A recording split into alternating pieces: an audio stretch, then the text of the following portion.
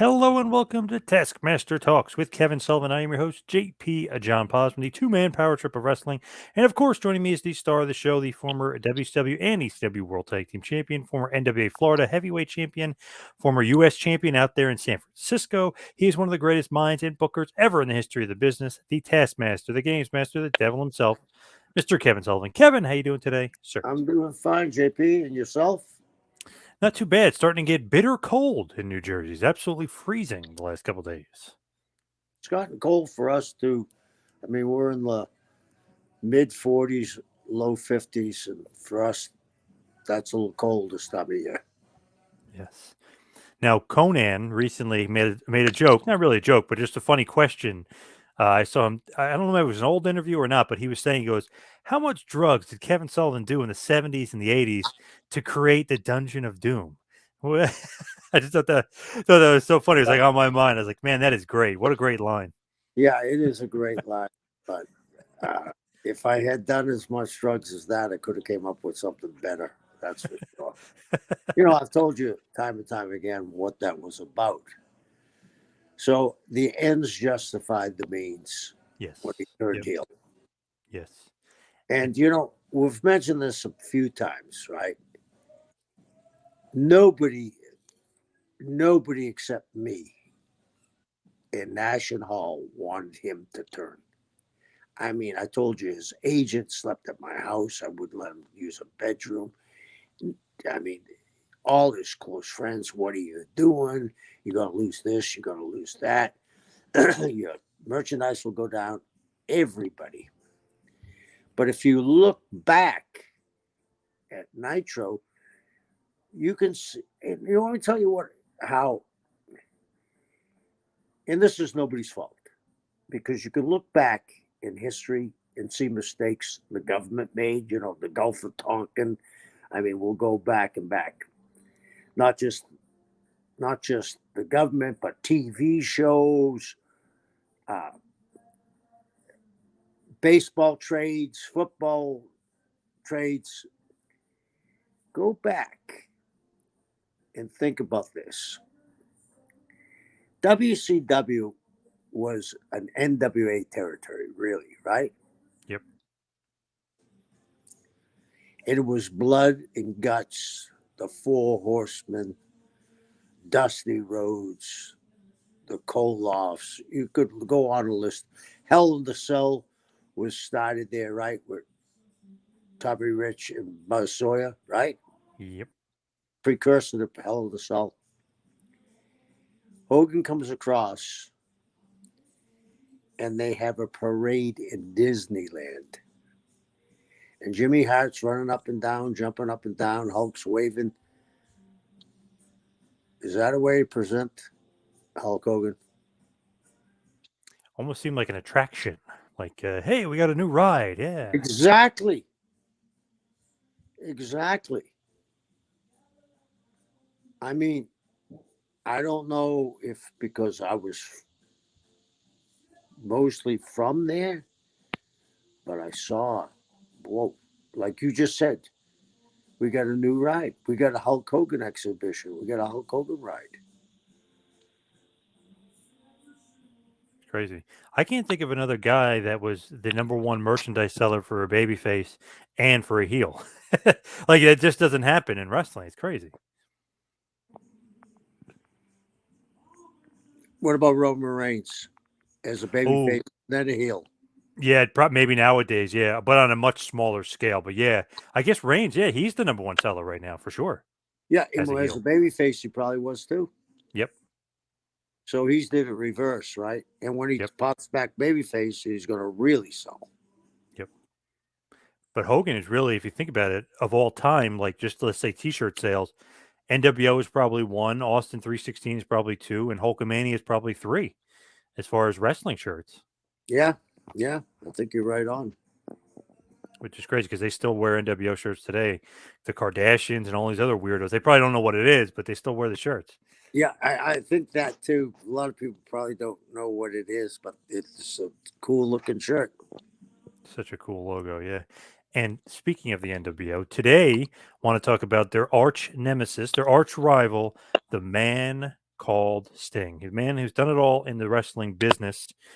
Legend, icon, WWE Hall of Famer, WCW champion, NWA champion, US champion, TV champion, tag champion. I mean, his resume is insane. What do you think about the Stinger? Like, when did you first meet the Stinger, and was it probably late '80s NWA WCW? Yeah. Yeah. He came to Charlotte, or maybe when we first went to Turnabout, but it was I think it was 88.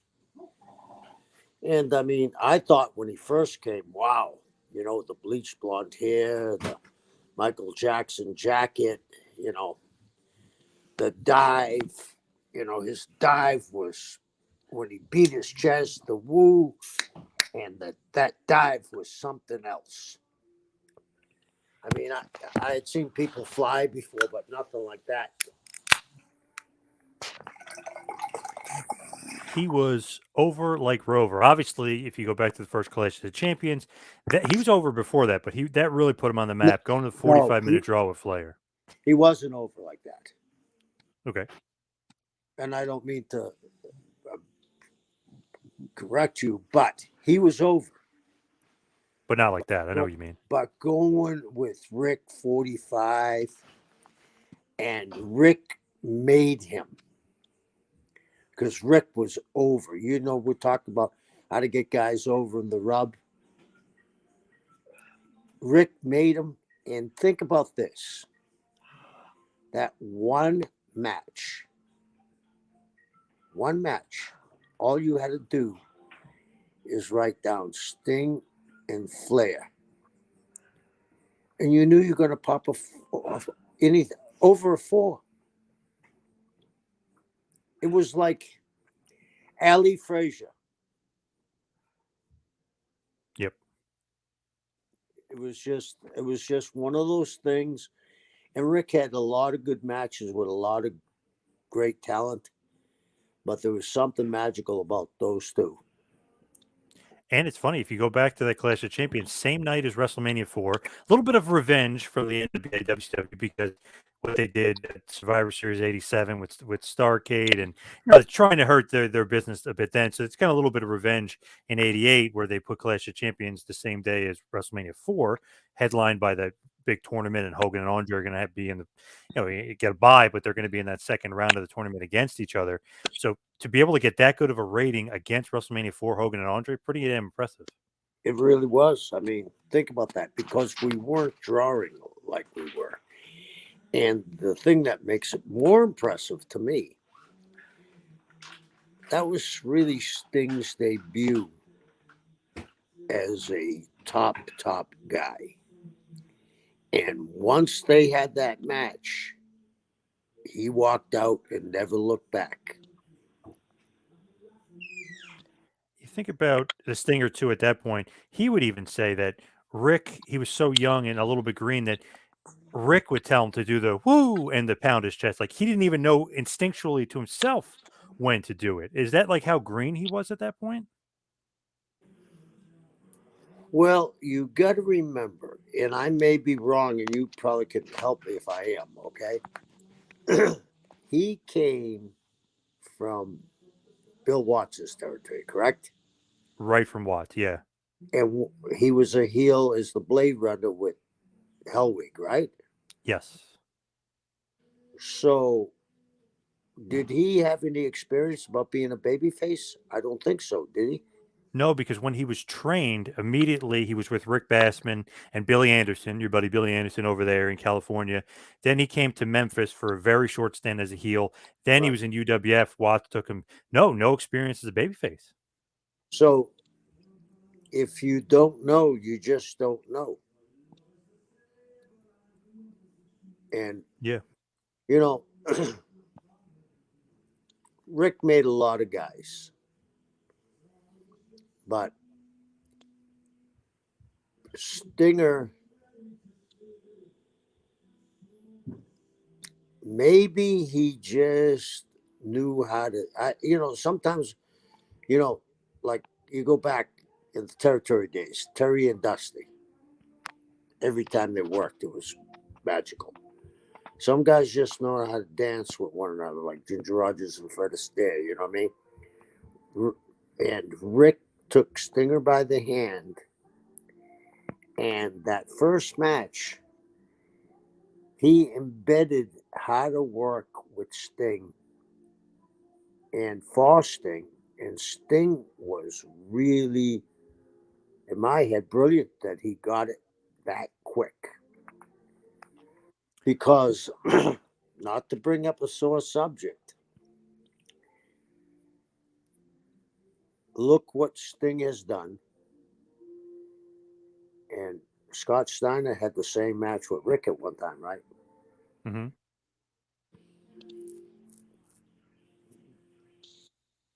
And he didn't have that kind of match with Rick as Stinger did. No, Sting matches are better for sure. And if you just saw both those guys, they both looked fabulous at the time. But I would have kind of leaned though that Scott's going to have the better match. Where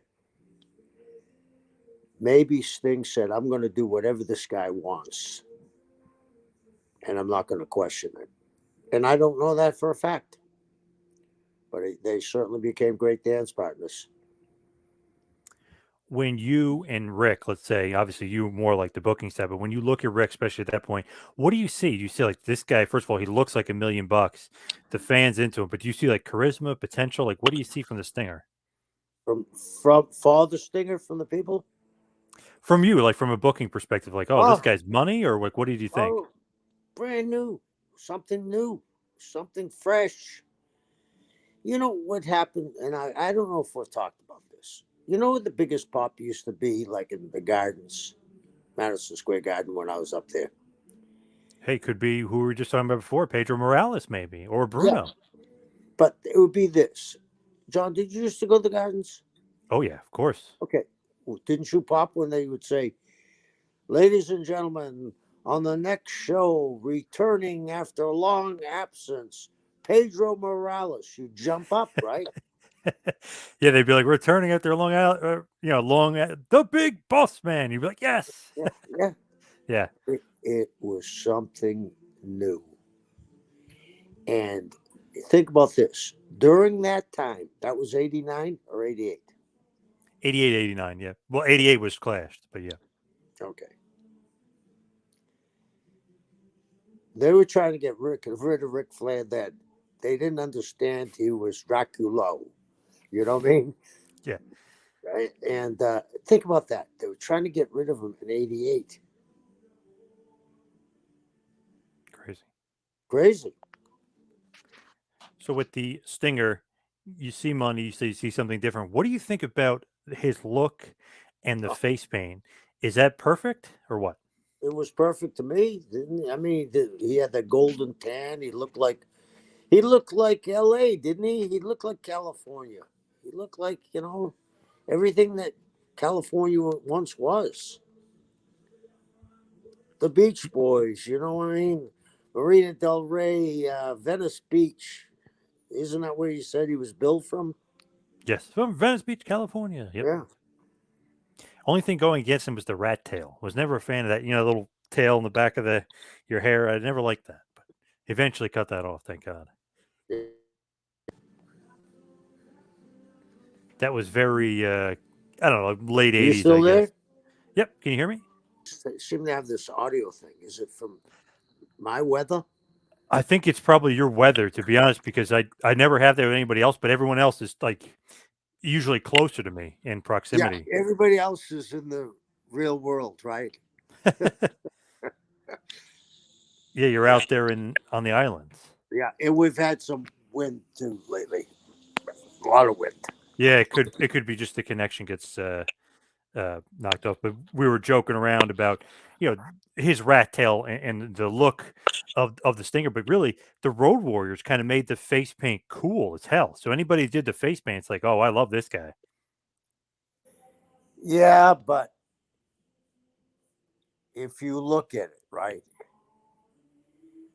the Road Warriors face paint and the shoulder pads and their black tights, they looked like they were coming out of night, where Stinger looked like the sun was shining on him.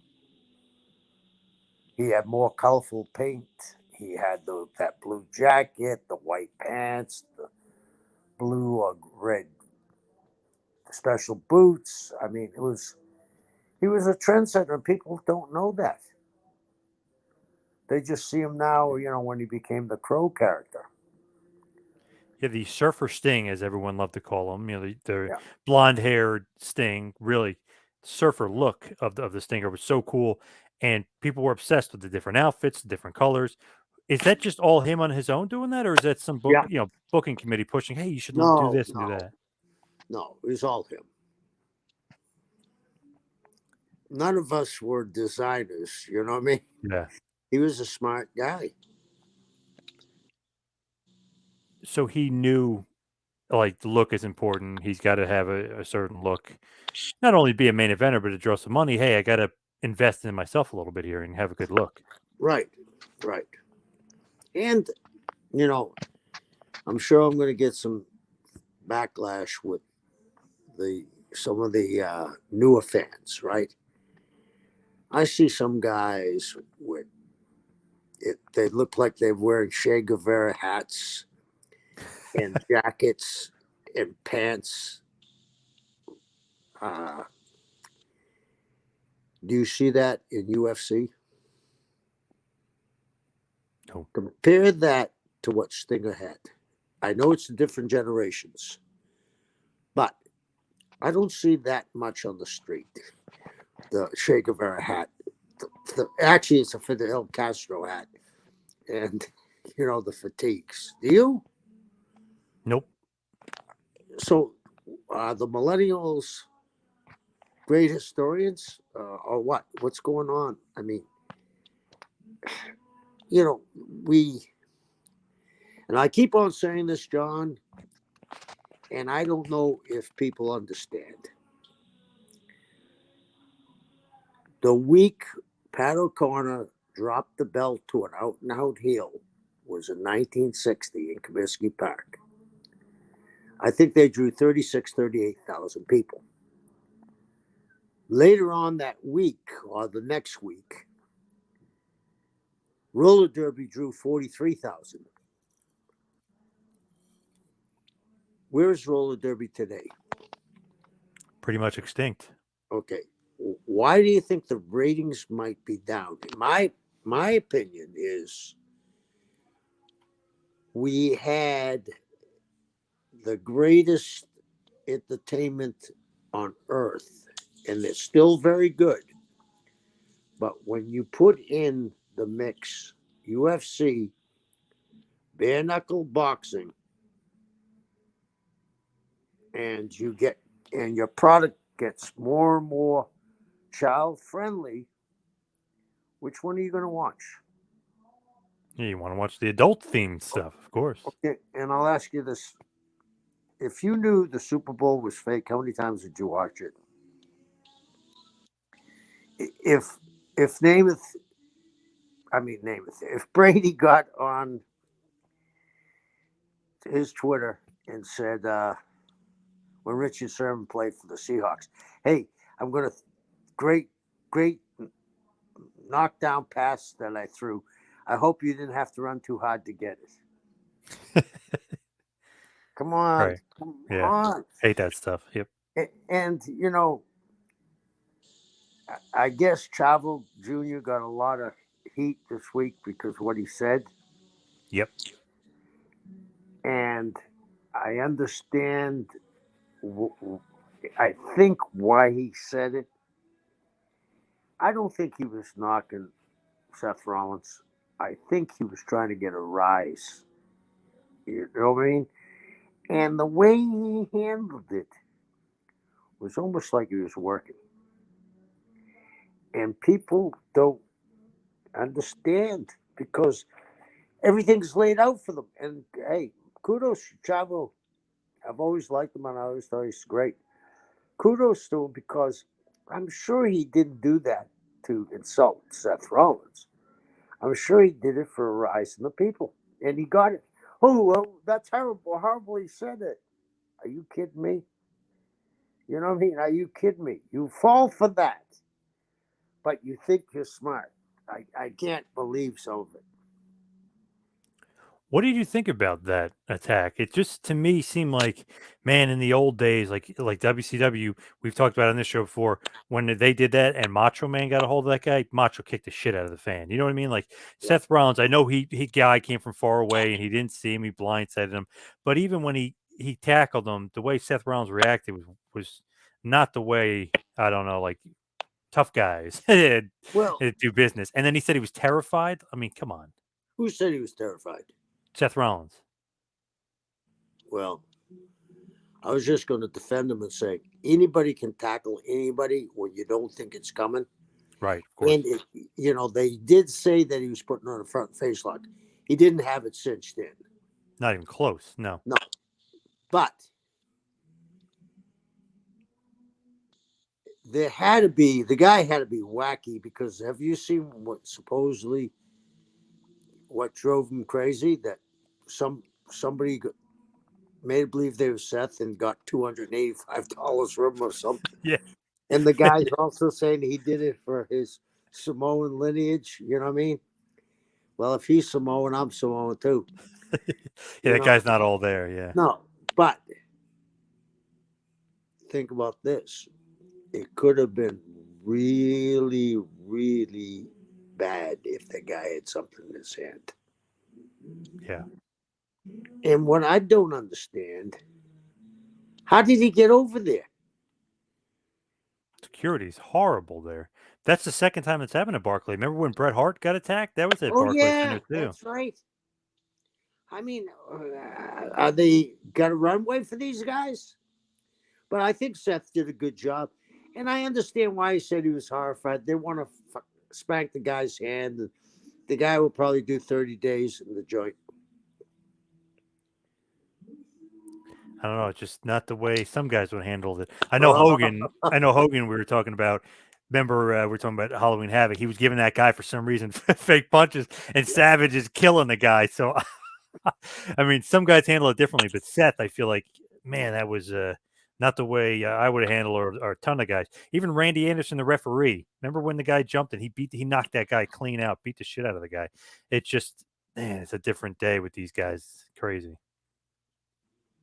I saw Mark Lewin do something years ago.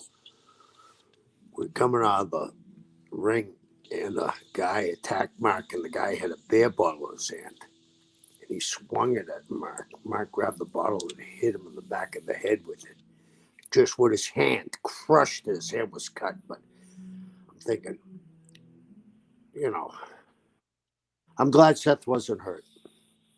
I don't know him, but I think anybody, you don't expect a lunatic. And that's what I think the guy was. Absolutely. Yeah.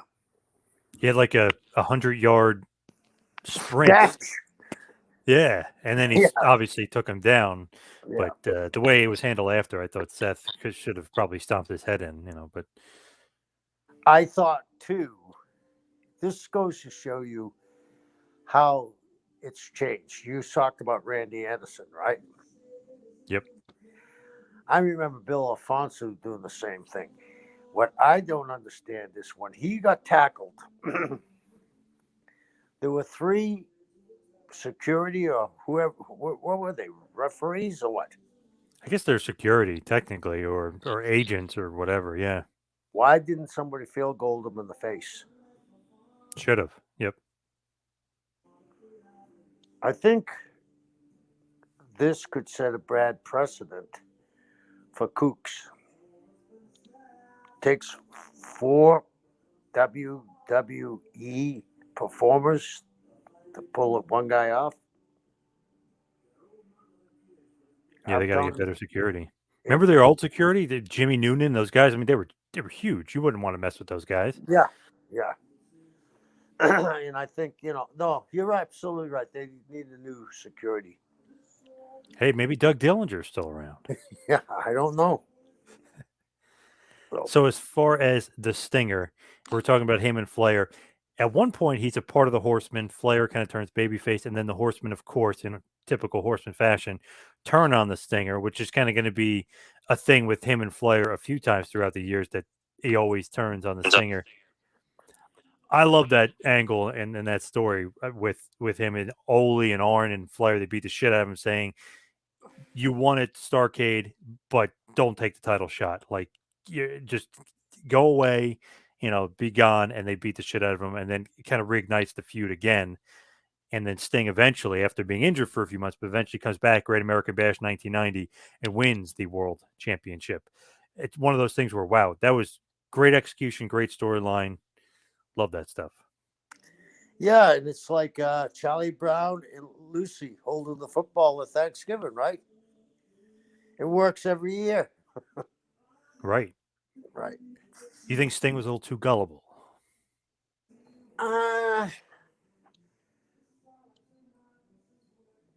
No, but I think you know what I always talk about patents? I think we fall into patents when things are good, So, Go back to the well. yeah, sometimes you can go back to well too often. Sometimes you need to be thirsty to think of something. Do you think that sometimes, like, just really Sting though here, if the babyface gets tricked a lot, is that you're creating sympathy for them, or it's almost like, oh, this guy he fell for that again? Like, is there a balance between that? There definitely is a balance, but the thing is, when Rick is a baby face, he's such a suckball baby face, you fall into his bullshit. He's good, you know what I mean? Yeah. Oh yeah. And the thing about Rick is not everybody could do that to Sting all the time like Rick did, but we all love Rick, even when he's a heel. So we have a tendency to say, oh, Sting and Flair, nobody can beat them. This is going to be great. Oh, he's not going to turn them again. Come on, Sting, kick the football. It's just a Yeah. good pattern. With Flair, did Flair just love Sting? Like, what was the Yeah, relationship between them? Because it seemed like they hit it off right away. yeah. I think it was a great working relationship. I don't think they ever hung out together, but he admired Sting for his ability, and it gave Rick a new opponent. Do you think they were so much different outside the ring? Like, they definitely probably didn't hang out in the same circles. Rick's partying and drinking so much, and Sting, more the workout guy. I know he had his demons too, but more of like a workout guy. Him and Luger kind of off to themselves. Was he more of like a private guy, and Rick was Yeah, more at party or drinker kind of thing? yeah. Rick was always the center of the party, and back then too, we didn't socialize with the baby faces, so you know, I didn't know anything about Sting and Luger's personal life when they were on the road or anything. We were so separated back in the day. Did you like Sting as a person? Yes, very much. What kind of Very, guy is he though? Really? he's a very, very straightforward guy, and I think he appreciated what he's done. Where some of us, think we deserve it. I think he's a guy that appreciated for what everybody did for him and how he did it himself too. Do you think that he's a very private guy, very quiet guy? Yeah, yeah, I do, definitely do. Yeah, Any like reason? Is he a little standoffish? Maybe not antisocial, but just maybe he's not as friendly, or is that he's just private and quiet? That's just the way it is. I think he's just private and quiet. Some people are. You ever hang out with him, like behind the scenes, No, away from wrestling? Never. no, never. So with him, there was always this phrase, and really Hall and Nash kind of made it popularized. But what is Sting money? Do you hear them say it all the time? It's one of those phrases that like took on a life of itself in the wrestling business. Where one time, I believe, and I may be wrong,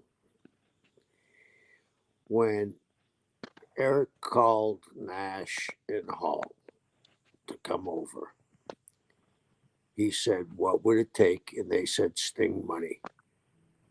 Because that, except for Hogan, at that time, Sting was making the most money. What is Sting money? Like how much? $750? Yeah, back then, yeah. Pretty It damn became, good, Sting. Yeah, all those years, $750. Nice. yeah, but it became a lot more. Right. Yeah. Why is it that he was making like so much money? I know he's such a popular star, but never really. Not that he wasn't drawing, but WCW itself was never really drawing as much as WWF anyway. You need to start somewhere. If you need to draft a quarterback, you draft a quarterback like the Patriots did, right? Mac Jones. Hmm. They're in first place, aren't they?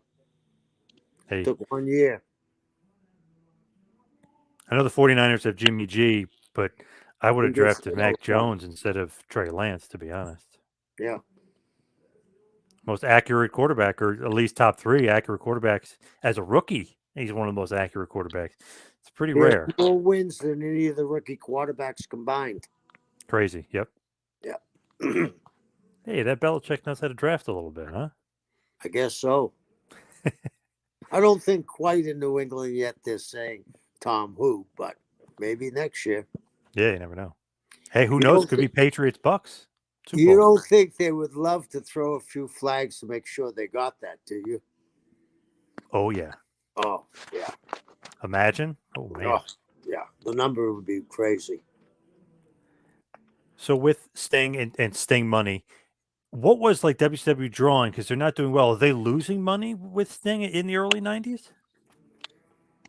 No, because they bought it as a television program.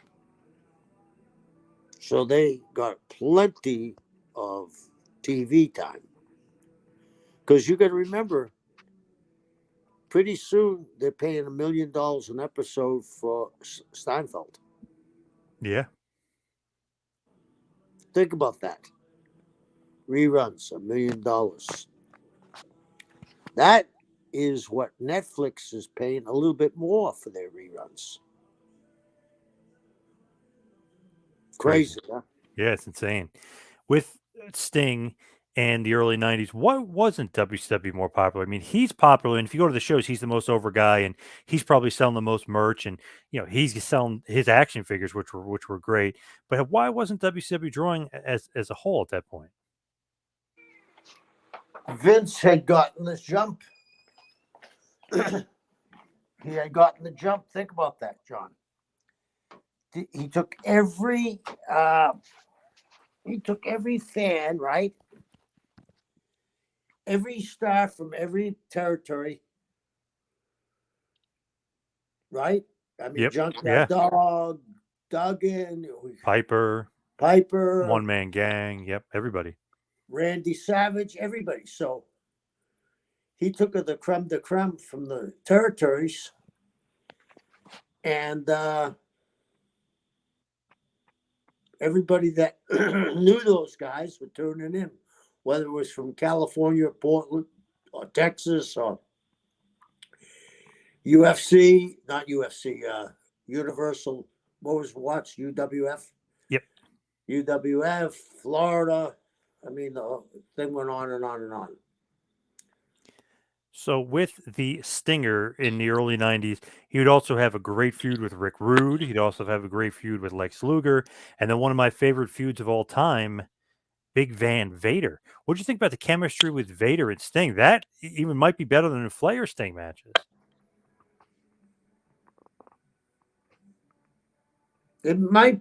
I have to still go with Rick and Stinger, but it was close, and you had to know how to work with Van Vader, or he'd kill you. Oh yeah. But I feel like Sting really put him on the map. Much like, I mean, he's a great worker. He probably could have got it over on his own. But Great American Bash '92, when he beat Sting, basically straight up. I mean, it's not like a heel cheating. I Right. mean, he hits his head on the post, but still, which could be a little bit of an out for him. But he basically beats him straight up. Sting put Vader on the map, Yep. Yep. so he I never had a wasn't there. problem. Well, I know you weren't there then, but it just seems like he never had a problem jobbing, huh? Uh, no, he did the right thing when it's called upon. Yeah. And even Foley says he put him on the map because when he was feuding with Cactus Jack in 91 and 92, I know Sting's going to get most of the wins, but he made Jack look like $1,000,000. Yeah. Yeah, he did. He was very good at getting guys over. Great seller, too. Underrated seller. Yeah, yeah, yeah. And you have to be able to do that if you're in his position. So as we're going along, Hogan comes in. Do you think at all Sting was thinking, 94 that, oh man, I'm the guy, the king of WWE. I was making the most money. Now Hogan's making the most money. Now you got to make way for all Hogan's friends. And obviously you come back into the fold and you're booking. Any sort of sense of like Sting being not jealous, but like, man, this, deflated almost like this stinks. Hogan's going to take everybody's spot. No, because Hogan was a huge Sting fan. Huge. Huge. And I think he put him at ease right away. Did you ever think about turning Sting heel at that point and having No, Steel a heel Sting against Hogan? no, no. Why not? Would you turn Bruno? No. I'm just thinking back to that great Thunder in Paradise. Well, a few of them. Sting is the bad guy on that show in a few of the episodes What were the against ratings Hogan. for Thunder in Paradise? Oh, not that great, but actually, I'm sure that I'm sure it was a couple million, and you take that nowadays. But back then, going up against those shows, it was not good ratings wise. It only lasted a season. Right. So with Sting, no jealous or anything with Hogan, but what did you think about him playing second fiddle to the Hulkster?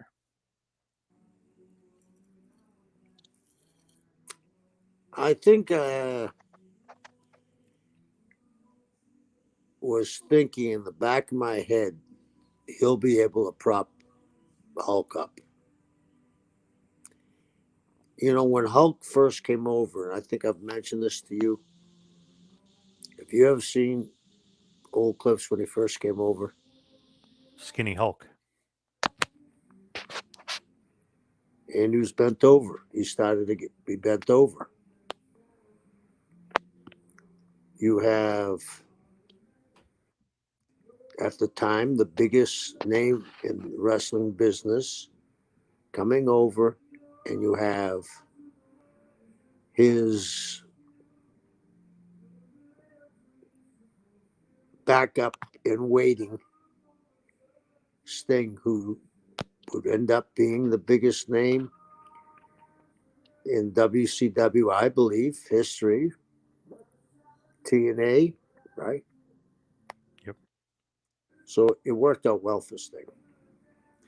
In 95, you guys actually test the waters a little bit. Hogan Sting match on Nitro, both are baby faces. And to be honest, the crowd is more into Sting than the Hulkster. Did you kind of get a feeling at that point like, man, Hulk's not as over as he used to be, but this Stinger is as over as he's ever was, that kind of thing? Yeah, but it also was WCW against WWE. He was a homegrown WCW product. And Hogan was a carpetbagger from the North, right? Yep. Not simple. And it's funny with Sting, you could put him anywhere on the card and he's going to be over. Like he's so easily moved, like he can move around. Main event, yes. Upper mid card, sure. Like I don't know, I feel like he could be anywhere on the card. Good. I mean, that was his versatility. Is that key as a booker for you? To the versatility of a guy? Yeah, I forgot. Hey, isn't it baseball's changed since you started watching it? Yeah. That guys are playing multiple positions. Mm-hmm. Can you say Onita? Right? The legendary Onita or Otani? Otani, rather, I meant. Yeah. Can you say Otani? Yep. Did you ever think you're going to see that? No. Babe Ruth reincarnated in Yeah. that Japanese form. Yeah. Yeah. that crazy? Yeah, it's absolutely berserk. And he hits 40 home runs and he has a 3 ERA. Just nuts. What a freak.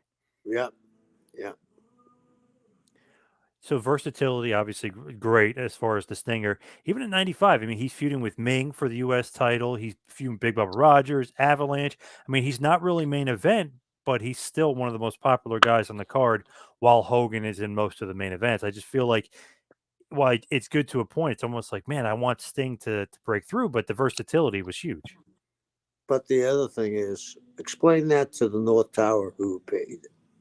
Who knows for Hogan? He was sold as the savior. Those guys who have been in your office questioning, scratching their asses and saying, "Why are you doing that?" Yeah. They would show you how much they were paying Sting and showed you how much they were paying Hogan and saying we were sold on that Hulk Hogan would bring us to the promised land. You'd have to have a goddamn, I have to have uh, a fairy tale and tap dance through it to do that because they didn't know. And then Sting and Luger become a team again. I love this. You love this. Luger's basically a heel or tweener, you guess you could say. Sting is the clear babyface, but it's his best friend. He trusts him for God knows what reason. They're tag team champions. They're just an awesome duo together.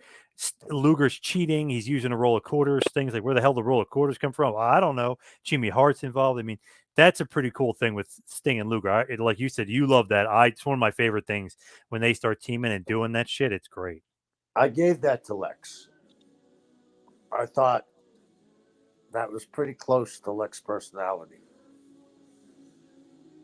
When you question him about, he was a wonderful human being, a great performer, but he was defensive if you said, "Hey, if you brought up something wrong," you know what I mean? Hmm. If you had asked him, "Hey, why did you do that?" and there was some kind of, you know, go back to when he climbed out of the cage with Brody. I thought he was going to kill me. Really? You know, you know what I mean? Yep. So it was just made, and he played it to the hilt, and it was great. I thought that was the best Lex Luger ever performed. So good with those two. It was awesome. And then Sting kind of went away from the blonde hair, was using the natural, the brown hair, the brunette color hair. That was an interesting look, but that was kind of cool. It was almost like, wow, this isn't the for the little kids Stinger anymore. You know what I mean? He was starting to become more adult Right, slowly. right. Was that on purpose, or was that a directive, or he decided? He decided. He Then decided. you Then you guys obviously bring in Hall and Nash, and the NWO starts. And really, him and Luger are feuding with the Outsiders. Nick Patrick is involved. The Outsiders beat Luger and Sting at Hog Wild. But really, in the crux of it, you're building up to Fall Brawl, and a fake Sting appears. And you keep having with Jeff Farmer, the bogus Sting, the NWO Sting, the fake Sting, the many names that they were given to him. But this was such a cool angle, and this was so great. Whose idea is the fake Sting? Because this was awesome. Because even Luger's fooled by it. Like, everyone thinks Tony Schiavone's crying that Sting has turned on WWE. Whose idea was the fake Sting? I think this was Scott Hall's. Scott was the one that told Stinger to turn into the Crow. Yeah, how did that go down? Scott's a very smart guy, knows the business, was a wrestling fan.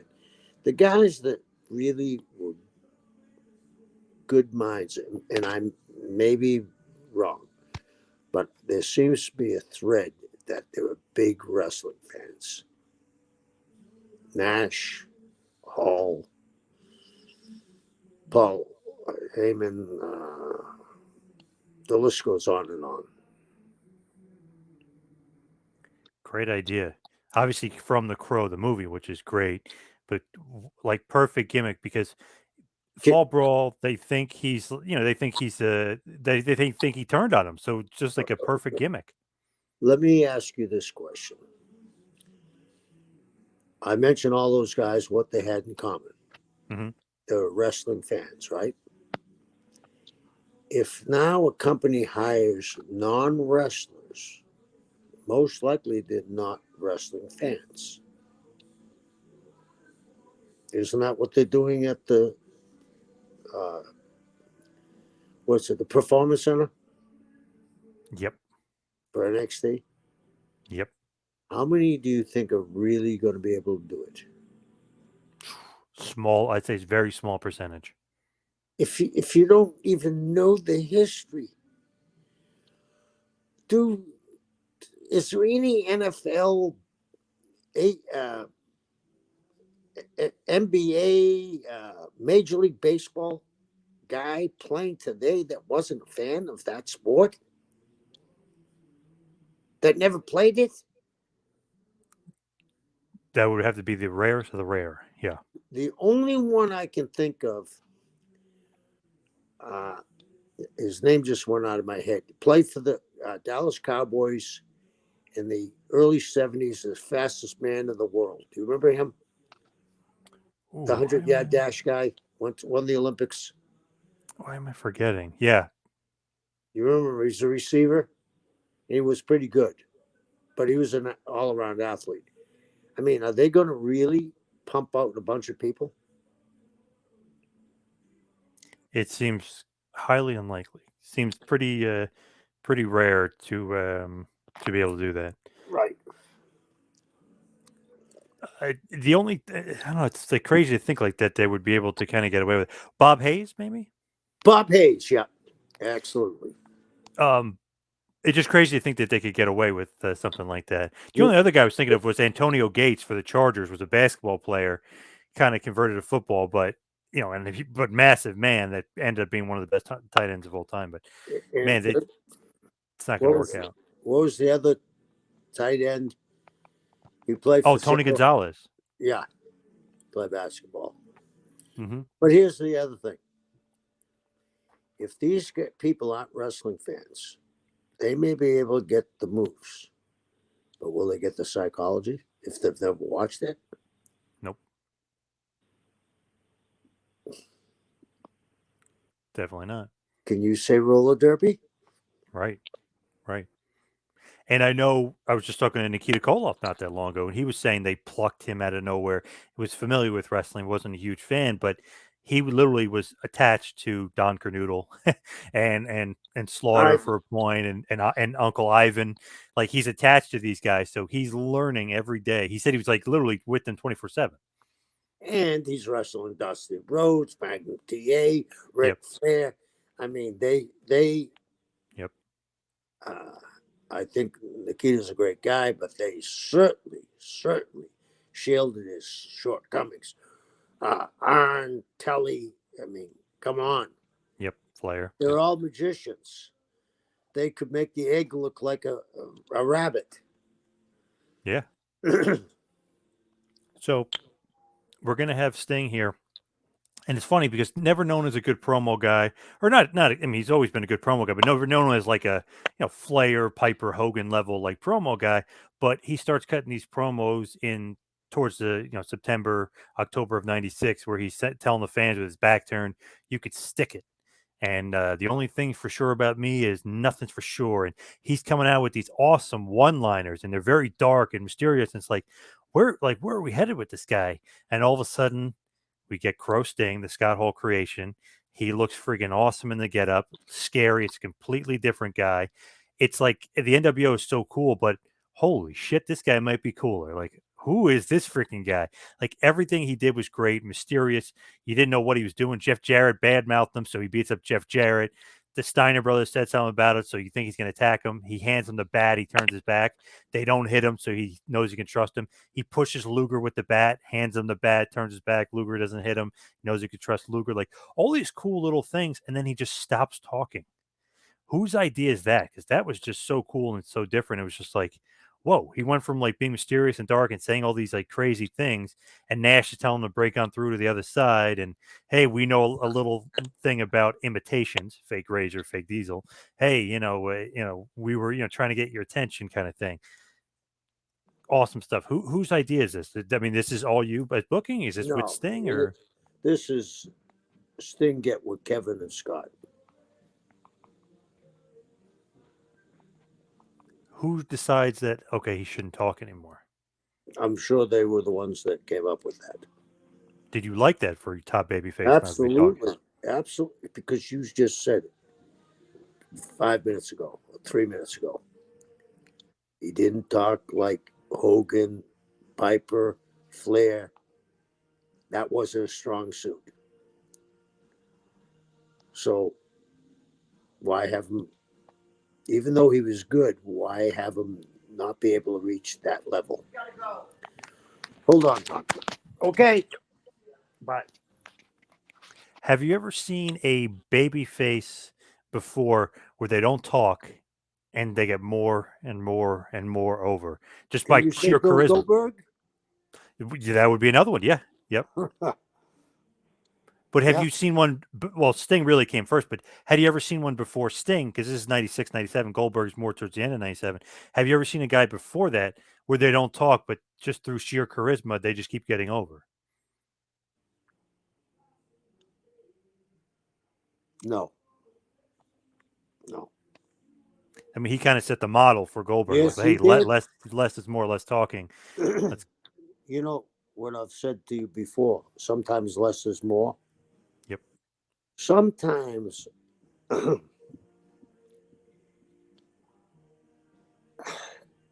the promo is so overacted. One of the greatest promos of all times is Jake the Snake. He didn't scream. He talked in a soft voice, so you'd have to turn up the TV. You have to lean in to listen to it. Sometimes I'm going to kill him. I'm going to beat him up. I mean, it's the same. And can you name me a great talker except Paul Heyman and the tribal chief? In WWE today, Yeah. maybe Miz, but that's about it. Really? He's not on their level, but I can't No, think of another guy that's even that maybe good. no. And that people used to turn in to see Dusty just talk. Piper, Piper's Pit, right? They just talked. Somehow we've lost that. And maybe it's because it's scripted. Yeah, for sure. I feel like the guys can't be themselves, but with the Stinger not talking, making some brief appearances, basically doesn't wrestle for a year, but somehow is getting to be the most over guy in the show, hiding in the rafters, coming down, saving WCW.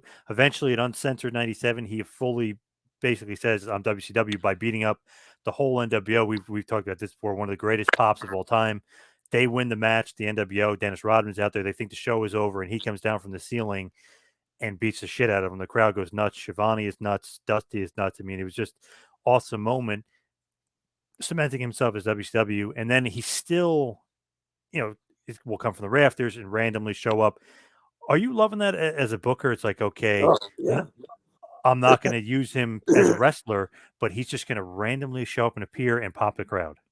What I'm loving is that now it looks like the playing field's level.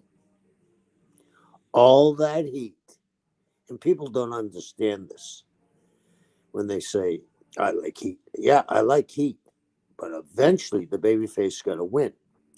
You can't be a knight in shining armor if you're slaying salamanders.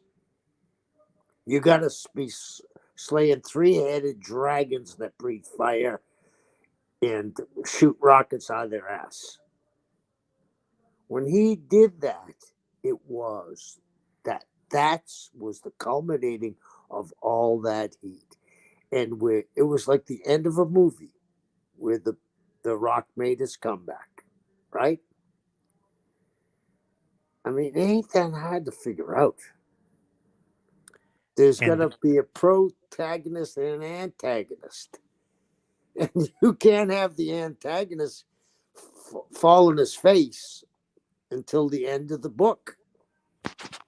And I think that maybe I don't know. I'm starting to sound a little uh, critical here, but I don't think enough people read. It doesn't Yeah. matter if it's fiction or history. There's protagonist and antagonist, right? Yep.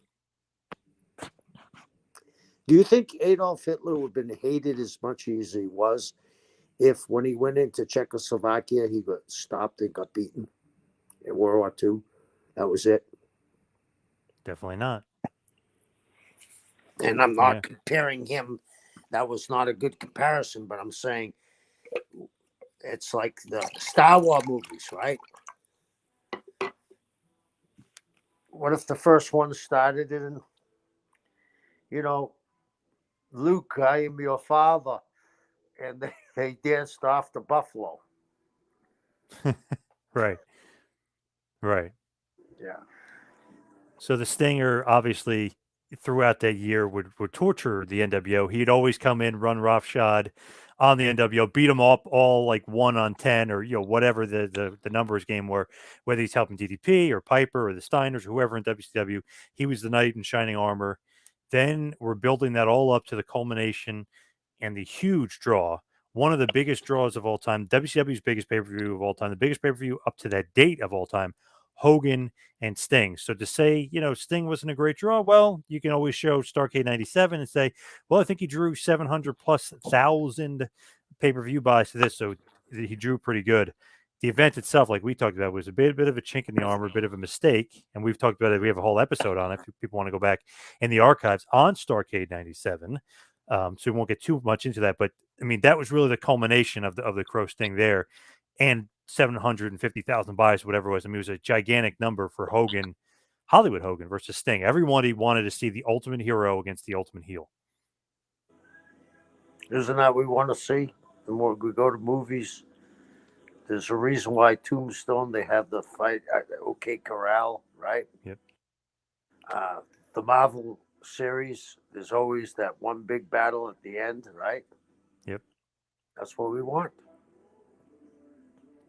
Obviously, that goes down with a bit of a hitch because Hulkster and Nick Patrick, maybe a little bit of screw up there, and Bischoff. And I know you're not happy. Supposedly Sting wasn't tan enough. Supposedly Sting, obviously he had that elbow surgery. So in that year off, he did have legit injury, but they're saying, he had some demons, he had some alcohol problems, he had some drug problems. I mean, they're throwing anything at the wall here, which all is partially true, but Sting should have squashed him, obviously, and won there. But they kind of create thunder. Did they do that little schmaz thing where J.J. Dillon takes the title back? Then Super Bowl 8, aka Super Bowl 1998, Sting eventually does beat Hogan for the title, but he took some wings or whatever off the sail there. There's some Yeah, little bit of a hurt, a little bit chink in the armor there. yeah, yeah. I don't know. I don't know what transpired in the background. That was kept pretty to the vest. I don't know. Like you said, we talk about it on a different episode. What about, obviously he eventually is going to lose the title to Savage. Savage then loses to Hogan, and that the rest is history as far as that is concerned. But what did you think about making him Wolfpack Sting? I never liked that. I I always hated disagreed that. with that. I hated the two NWOs. I hated it. I mean, you and I have talked about it. I said the NWO is Hogan, Nash, Hall, and Kidd. Ixnay, okay? We had the NWO, we had the Wolf Pack, we had the Latino World Order. The next thing we would have had is the Truckers Union. You know what I mean? How much can you eat? When we talked about patents, I keep on talking about patents. I mean, Yep, throwing a T-shirt on a guy doesn't make him a star. very true. Yeah, I hated Wolfpack Sting as well. I know he had a decent feud with Bret Hart at that point, but I know I never. And he got a huge pop when he turned to the Wolfpack. But there was like a one night thing. What do you do from here? And I hated how he was with the Wolfpack. He's a WCW guy. He's the hero of WCW. Why would he be in the NWO? Right. Hated it. I hated it too. Whose idea was it? I have no idea. I don't even surmise on that one because it was so bad, I thought. he eventually, he puts on the red face paint, starts acting like the old Sting again with the charisma, and he's not so quiet doing, with the baseball bat. He's not really doing that stuff as much anymore. I guess it gave him a little bit more character, but I hated the red face paint. I just hated him in the Wolfpack. I'm with So, you. That, you know, how right now in the country they're talking about treason, right? yep, That biggest pay per view. You think treason happened? yes, Did it weaken Sting forever? yep, If you draw 750,000 and do the right thing and then come back with another hot angle, millions in your grasp. yep, If you get, hold on, Alexa, turn off the music. If you get all that heat, which I talked to you about, people think, well, he's just a heat guy. No, the heat is eventually the babyface goes over. yep, And if you don't do it, it's you. I learned this one time when I was U.S. champion in California. I had a series of matches. I had 4 with Roop, and we had very big houses. It was because of him and the angle we shot. I came in to the match, and it was heat. And I was the babyface. And I came in the match. They brought in Haystack Calhoun, that's how long ago it was, to be a special referee in the cage. And the only way I could lose if I used the gimmick. And that's what you said, a foreign object. Can you imagine saying that? The only way you can lose is a foreign object. Well, Root pulled out a foreign object. I picked it up when Calhoun's back was turned. And I didn't use it, but I had it in my hand, and they made Root the winner, right? Do you know how, when I went to the ring, they were carrying me? When I came out of the ring, they were kicking me in the ass. I pissed them off so bad because they know it was bullshit. yep, That's what happened. Whether it was done on purpose or not done on purpose or whatever.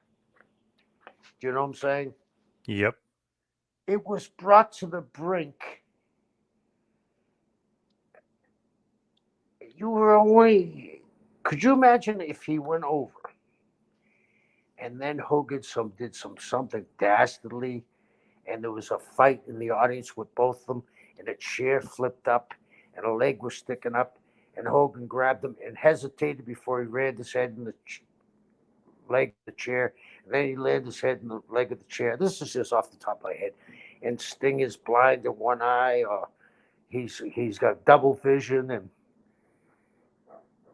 we've played the tape back. I didn't do it on purpose. Hogan says, well, maybe you did. And we play it back. And, it's one of those NFL things. Let's go to the tape, right? Let's make the yeah, decision. It's inconclusive, so the play stands. I mean, come on. Then Sting could have fought with one eye, fought underneath, and they could have had gotten out of it the first time. You know what I mean? They could have gotten out of it the first time. They could have. They could have stopped the match with his eye bleeding. I mean, they could have done so many things, but to do that, that's insecurity. it's not good all the way around. Did end up hurting WCW for sure. So really, into '98, it's like we said, hated Wolfpack Sting. He feuded with Brett for a while. Injuries would kind of sideline him for a while. He comes back in the spring of '99, back with the white and black. He actually put these, and we always used to refer to me and my friends, as white tape Sting. Remember, he had the white wrap tape around his Yeah. shoes.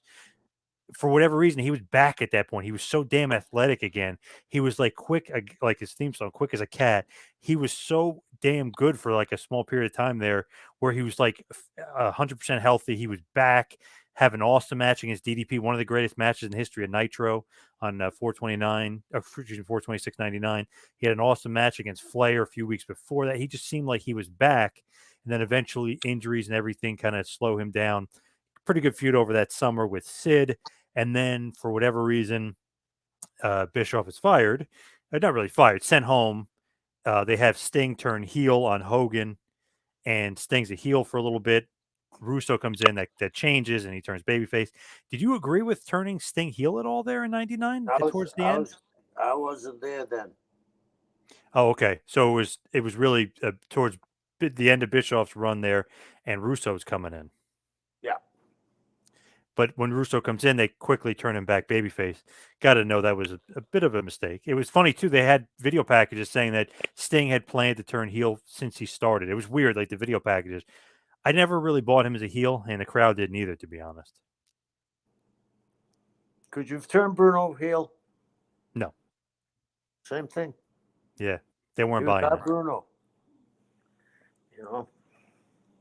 So then, through the Russo era, he's having matches with Goldberg and Booker T, but never really quite the same stinger.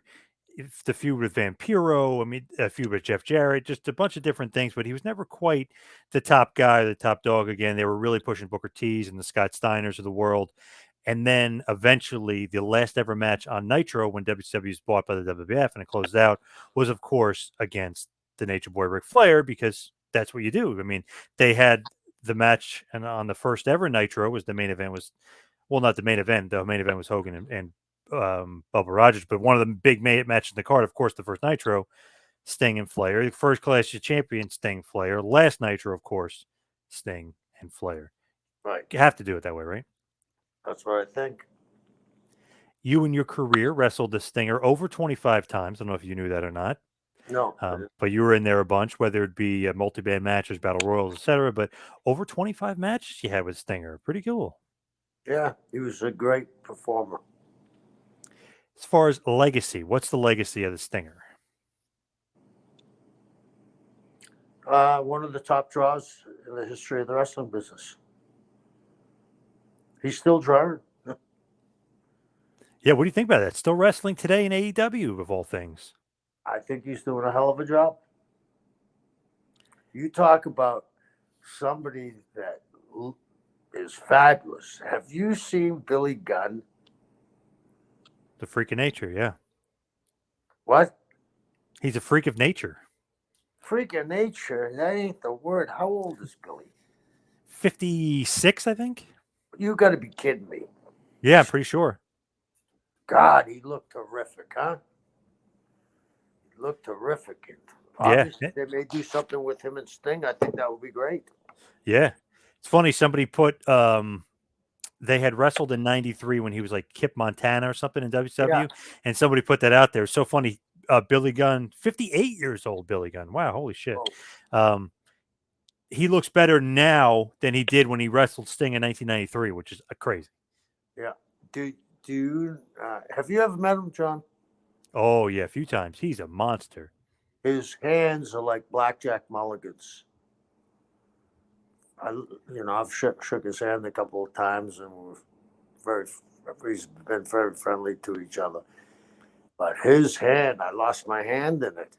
I mean, it's funny. I said to him when I interviewed him a few years ago, I said, how come they always build you at 6'3"? I was like, when I met you, you're at least 6'6". Like, you're huge. He said, because the way he bumped, they couldn't say like, oh, he's 6'6". Like, he's this huge guy. Yeah. He's like, so they because he was such a good bumper and he would bump around for everybody, but he's a legit 6'6". He's a big guy. I mean, he's monstrous. A big bone guy too. Very nice guy. One of the great performers that never got the break he deserved. I mean, hopefully they saw him the way I saw him the other night. Yep. There's money with him and Sting, and him and Darby, and him and a lot of guys. Crazy. He's in better shape than everyone. He's nuts. Everybody in the business. So as far as the Stinger, to me, one of the all-time greats. Would you put him down as the best wrestler ever in WCW history? No, because the nature's there. But it's 1A and 1B. He is the franchise, the original franchise, not your buddy franchise, but the original Right. franchise. Right. Right. So let's head towards the plugs. You can follow me on Twitter and Instagram at 2Man Power Trip. Check out the website, tmptempire.com. And of course, Instagram, you can follow Kevin at Taskmaster Talks. And go to Pro Wrestling Tees, prowrestlingtees.com, and visit the Kevin Sullivan store. Kevin, what else you got going on?